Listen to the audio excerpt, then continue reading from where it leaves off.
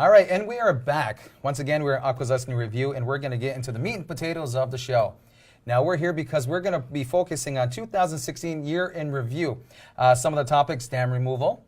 Some of our top stories from 2016, right? Yeah, true. Ours, yeah. Dam removal, keepers of the game, code talkers, and the Dakota Access Pipelines. We're going to throw it over to Amber and talk a little bit about the dam removal. And she goes, I hate it when he does this. I think Benny should talk about the dam removal. I'm scarred. We need him to wear the vest right now. Where's the vest he wore? Does somebody he have was the on vest? The scene. It should be on a 12-year-old kid. That's who it's should be fit on. for. Oh, that was, yeah, okay. Was that on the blooper reel? Don't even tell me. Don't tell me. I want to be surprised. So good in the middle of the river with a vest. I loved it. Were you with Tony David? I was with Tony David. And he was really cool. And he's so technical. I love Tony David too. He is awesome. He's smart. He's intelligent. I'm so proud that he represents our community for the environment. I'm really I love him. Yeah, he actually, it wasn't even a very hard interview because he is so passionate about that dam removal. Passionate, and he's so smart about it. Like he studied it I so kind of had to look long, up on the phone to make sure I knew the words he was talking about, but I did. So Tony was able to keep up a little bit. But again, he just did a really good job. He even talked about how he went up and down the river talking to the residents along the riverbanks. Knocked on doors. He knocked on doors. Right on doors. Absolutely, just to make sure that people are aware of what's going to happen, the effects that are going to happen after it. And now, I mean, focus it looks beautiful over the summer, it's gone. Well, when you look at the dam, there was, some people thought that it might look like the Salmon River in Fort Covington. Okay, that got so bad they had a volleyball net that was set up. They were playing volleyball in the river. In the river? Because behind the Gardner's. floor is nice? Yes. Yeah. And because the sediment had come down and it had built up so much, and everybody was like, our river is going to go away. And there was people that were against it, right? I mean, I was at meetings where people completely were just attacking everything about it, and I think it looks amazing now, right? I go by and I really want to stop on the bridge sometime and just look at it because it's so beautiful, flowing, And there was issues, right? There was issues, which was the reason why. There was, it required a lot of repairs. There was a license renewal, and there was just made more sense to do that sort of thing, right? To remove the dam, and now we have they're saying that there's going to be all the new fish coming, and I just think it looks so pretty too, and it's so different, right? Because we grew up with it there. Another portion of the show that we wanted to highlight as well was Keepers of the Game, which had tremendous significance in our community of Akwesasne. And Benny, tell us about Keepers of the Game. What is it about? It's actually, I guess it's more perception, but for me, it really came down to the fact that there is Native American women in our community that want to play the game of lacrosse. And there was more or less, I guess in my mind as well, they weren't necessarily supposed to play the game, but it was kind of a way of going through. And I know, Reen, that you actually went down and you saw some of the film in New York City. I mean, maybe you can tell us a little bit about your perception. We were at the Tribeca Film Fest in New York City. That was a huge, huge honor. For our girls to be recognized for sport is a huge honor. For the cultural component of it, the traditional aspect of lacrosse and what it means to people, and to see how we've grown as a people. Because you saw with that movie how the sport of lacrosse helped those girls with life issues. It was so beautiful, the standing ovation when the film was through. It was an amazing project to be a part of for myself, for the radio station, for this community, but for the girls and their families and their parents, everything that they told as well. Their story was told. All right, we're going to move on to our next topic, and I know this one actually was a really good part of the community, but also very strong for me as well. It was a congressional Medal of Honor for Akwesasne Code Talkers that happened at the end of May. There was a giant ceremony that we had at Generations Park, and there was over 500 people that came with their families. It was hotter than anything. Hotter than the sun. It was hotter than the sun. But in terms of the participation, it was so strong. My father actually received the honorary congressional medal, and it's sitting at our house right now, kind of up on the mantle. But I know a lot of community members had a chance to go in and be part of this ceremony. And one of our members, Levi Oakes. Yes. He's actually still with us, and he was honored as part of the original co-talkers. I thought it was very special. For myself, I wasn't able to be there because I had to go to Kids for Fishing.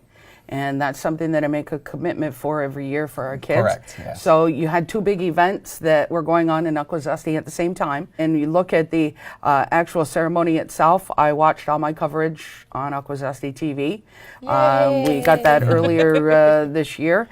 We had it put in and just sat there and watched everything. Like I had watched most of it online, but to actually sit there on my TV and boom, turn it on and be like, wow.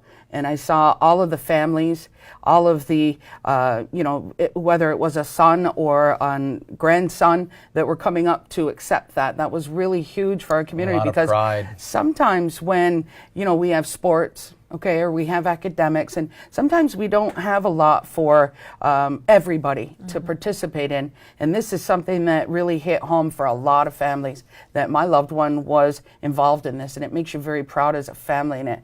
And it really gave something to people to really look at, hold on, it was something tangible. And for Levi Oakes to still be with us and for him to have all of that, we show so much respect to you, Levi. We salute you. For his family, we even saw when he went to go to fly out of Plattsburgh, all of them bikes at the Legion. Oh my God. That was and that the was honor for you, flight, Levi. right? That was wonderful. Was that the honor flight? Yes, that they had yep. too? They had the honor flight, and it was just his year. Like 2016 was Yeah, his year. it was and awesome. for our language to be incorporated in that, that was the big piece of the puzzle. And so proud to be able to do that because other families had their loved ones go to residential school and they weren't able to do that. And for us to break through that barrier and to be able to do that and to help the Allied forces was just amazing. And we actually had some dignitaries there too. Representative Elise Stefanik, she's Correct. the one that gave out the medals She to did the a 24 wonderful people. job. I actually met her one time. She's really nice and stuff. Yeah, so she was the one that handed out the medals to everybody. It just was so touching, and just to see everybody walk up there. They had the guys had like bolo ties on, and there were even some little guys that got to go up with their dad or their uncle to go and accept that medal. But when they brought it down to Levi and actually present, and to see him smile, had the glow in his eyes, and he just was so The proud. recognition factor. Yeah. So the last one we're going to talk about is still going on today, and it's significant for Native tribes throughout the entire country and for Everybody. the world. I mean, People. it's a huge. Just We're people. talking about the Dakota Access Pipeline and the efforts from community members here, but also all around the world that went out and supported them. I know that we had some local people as well going out there, but can you guys talk a little bit about more what this means to you, this effort?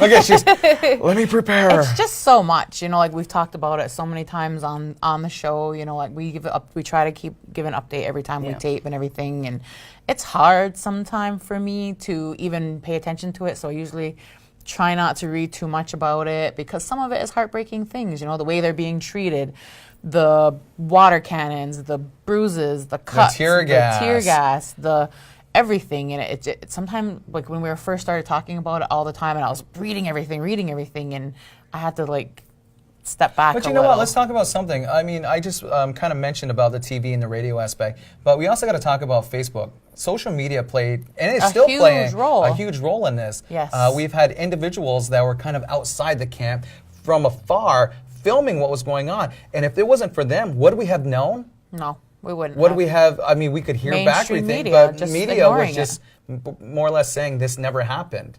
So unless somebody was taking it upon themselves to do Facebook Live, we wouldn't be privy to seeing the abuse that these people were going through. Or they were spinning it that the protectors were the ones being aggressive, or that they had to put out fires, car fires. That the Where? protectors started. It was a different spin. A little bit that they did say was, not in favor of the protectors. And there was so much going on, right? There was local things. There was a march here.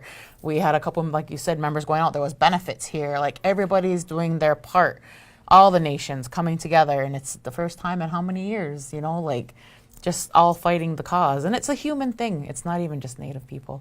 And that's what gets me. The veterans that powerful. came, again, looking at our military Yes. people that went away and fought. I mean, we talk about natives, right? And some people, well, why are you fighting for the USA? Why are you fighting for Canada? Why did you go in the armed forces for that? They felt the need to do that, and that's what they wanted to do at the time. We have stories here in Akwesasne where we had 3 brothers who changed their names so they could all go. You know what I mean? And their families are proud of that. And regardless of what flag you went for, you went. And for these veterans to say, you know what, we went too, and we want to make sure that everything that we went for isn't thrown away. That They're still protecting you it. people are being treated like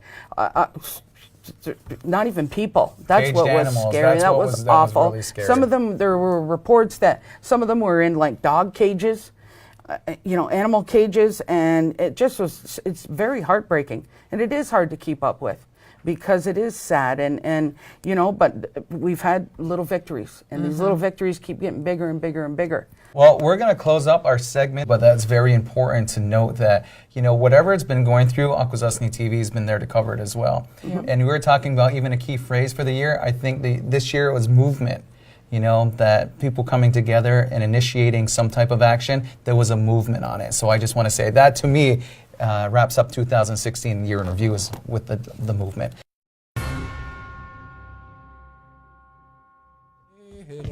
Yo, honey,